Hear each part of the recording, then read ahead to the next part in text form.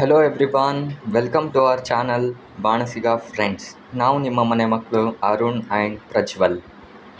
ಇವತ್ತು ನಾವು ನಿಮಗೆ ಮಾಡಿ ತೋರಿಸುತ್ತಿರುವ ರೆಸಿಪಿ ಉತ್ತರ ಕರ್ನಾಟಕದ ಫೇಮಸ್ ಕಾರ್ಚಿಕಾಯಿ ಪಲ್ಯ. ಇಂದು ಅದೆಷ್ಟೋ ತರಕಾರಿಗಳು ನಶಿಸಿ ಹೋಗಿವೆ. ಟೊಮ್ಯಾಟೊ, ಈರುಳ್ಳಿ, ಮೆಣಸಿನ್ಕಾಯಿ ಅಷ್ಟೇ ತರಕಾರಿಗಳೆನ್ನುವ ಹಂತಕ್ಕೆ ಸಮಾಜ ಬಂದು ನಿಂತಿದೆ. ಅಂತಹ ತರಕಾರಿಗಳಲ್ಲಿ ಇವು ಕೂಡ ಒಂದು. ಈ ಕಾರ್ಚಿಕಾಯಿ ಉತ್ತರ ಕರ್ನಾಟಕ ಜನರಿಗೆ ಚಿರಪರಿಚಿತ. ಹೊಲಗಳಲ್ಲಿ ಯಾರೂ ಬೆಳೆಸದೆ, ಯಾವುದೇ ಫರ್ಟಿಲೈಸರ್ಸ್ ಯೂಸ್ ಮಾಡದೆ ಬೆಳೆದಂಥ ಬೆಳೆಯಾಗಿದೆ.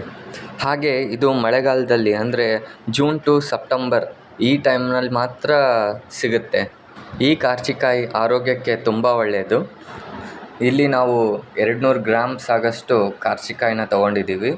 ಇದನ್ನ ಫಸ್ಟ್ ಕ್ಲೀನ್ ಮಾಡ್ಕೋಬೇಕು. ಇದ್ರದ್ದು ಕಾರ್ಚಿಕಾಯಿದು ತೊಟ್ಟು ಮತ್ತು ತುದಿನ ಬಿಡಿಸಿಟ್ಕೋಬೇಕು.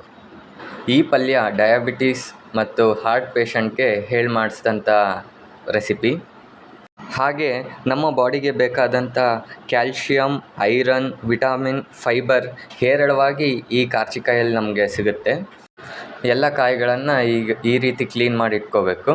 ಕ್ಲೀನ್ ಮಾಡಿದ ಮೇಲೆ ನೀರಿನಲ್ಲಿ ಚೆನ್ನಾಗಿ ವಾಶ್ ಮಾಡಬೇಕು. ಇದ್ರ ಮೇಲೆ ಡಸ್ಟು ಮತ್ತು ಮಣ್ಣು ಇರುತ್ತೆ. ಅದಕ್ಕಾಗಿ ಇದನ್ನ ಕ್ಲೀನಾಗಿ ತೊಳ್ಕೊಂಡು ಒಂದು ಕಾಟನ್ ಬಟ್ಟೆ ಮೇಲೆ ಹಾಕಿ ಚೆನ್ನಾಗಿ ನೀರೆಲ್ಲ ಹೋಗೋವರೆಗೂ, ಡ್ರೈ ಆಗೋವರೆಗೂ ಅದನ್ನ ನೀಟಾಗಿ ಒರೆಸ್ಕೋಬೇಕು.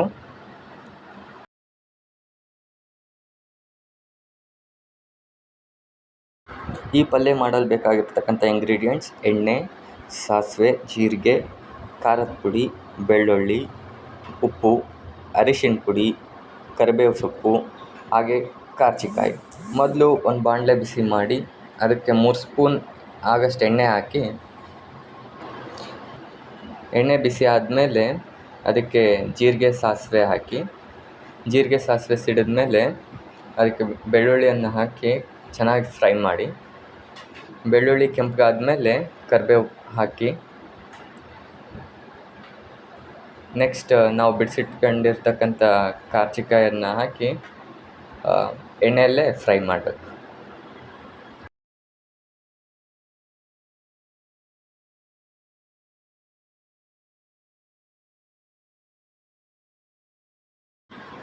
ಎಣ್ಣೆಯಲ್ಲೇ ಚೆನ್ನಾಗಿ ಫ್ರೈ ಮಾಡಿ.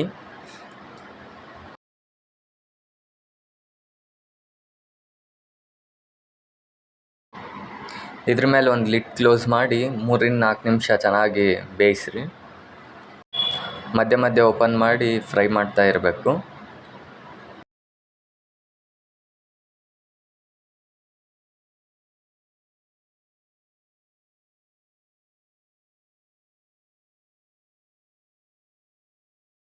ಫ್ರೈ ಆದಮೇಲೆ ಆಗಿದೆ ಇಲ್ಲ ಅಂತ ಚೆಕ್ ಮಾಡೋಕ್ಕೆ ಒಂದು ಕಾಳು ತೊಗೊಂಡು ಅದನ್ನ ಪ್ರೆಸ್ ಮಾಡಿ ನೋಡಿ, ಅದರ ಒಳಗಿನ ಬೀಜ ಮೆತ್ತಗಾಗಿ ಹೊರಗೆ ಬರುತ್ತೆ. ಇದಕ್ಕೆ ಒಂದು 1/4 ಸ್ಪೂನ್ ಆಗಷ್ಟು ಅರಿಶಿನ ಪುಡಿ, ಹಾಗೆ ಒಂದು ಅರ್ಧ ಸ್ಪೂನ್ ಆಗಷ್ಟು ಉಪ್ಪು ಹಾಕಿ ಮತ್ತೆ ಫ್ರೈ ಮಾಡಿ.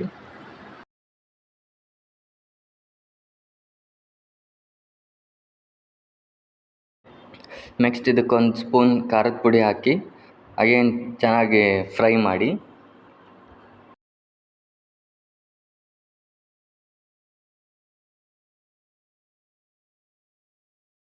ಎಲ್ಲ ಚೆನ್ನಾಗಿ ಮಿಕ್ಸ್ ಆದಮೇಲೆ ಒಂದು ಲಿಡ್ ಕ್ಲೋಸ್ ಮಾಡಿ 1 ನಿಮಿಷ ಬಿಟ್ಟ ಮೇಲೆ ಗ್ಯಾಸ್ ಆಫ್ ಮಾಡಿ ಇದನ್ನ ಒಂದು ಬಟ್ಲಿಗೆ ಸರ್ವ್ ಮಾಡಿ.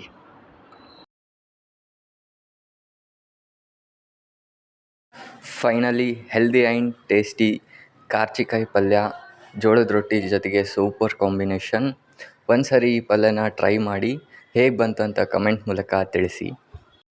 ನಮ್ಮ ಚಾನಲ್ ಇಷ್ಟ ಆದರೆ ಪ್ಲೀಸ್ ಲೈಕ್ ಮಾಡಿ, ಶೇರ್ ಮಾಡಿ, ಹಾಗೆ ಸಬ್ಸ್ಕ್ರೈಬ್ ಮಾಡೋದನ್ನ ಮರಿಬೇಡಿ. Thanks for watching our channel. Thank you everyone.